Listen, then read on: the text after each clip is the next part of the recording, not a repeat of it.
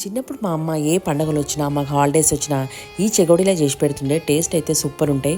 మురుకుల కన్నా చాలా డిఫరెంట్ ఉంటాయి ఇవి.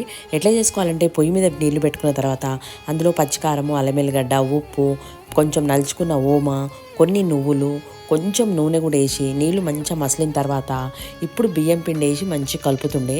ఇట్లా పిండిని తీసుకొని మంచిగా కలిపేసుకున్న తర్వాత వీటిని సమానంగా ఉల్లెల్లాగా చేసుకోవాలి. ఇట్లా మంచిగా కట్ చేసుకొని సమానంగా ఉల్లెలు పెట్టుకున్న తర్వాత ఇప్పుడు చెగోడీలు చేసుకోవాలి. ఇవి కొంచెం ఓపికతో చేసుకోవాలి. మా చిన్నప్పుడు మేము చెగోడీలు చేసేస్తే మా అమ్మ వీటిని గోలుస్తుండే. ఇప్పుడు ఎవరికి ఇంత ఓపికలు టైంలు ఉండట్లేవు కనుక మనం మురుకులు చేసుకుంటున్నాము. కానీ చెగోడీలు మాత్రం టేస్ట్ చాలా బాగుంటాయి.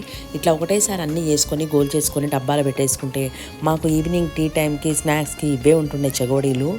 నా చెగోడీలు కంప్లీట్ అయ్యేసరికి మా ఇంటి దగ్గర వర్షం కూడా స్టార్ట్ అయిపోయింది. ఇప్పుడు ఒక్క కప్పు చాయ్ పెట్టుకొని చెగోడీలు తింటే నా ఈవినింగ్ టైం అయితే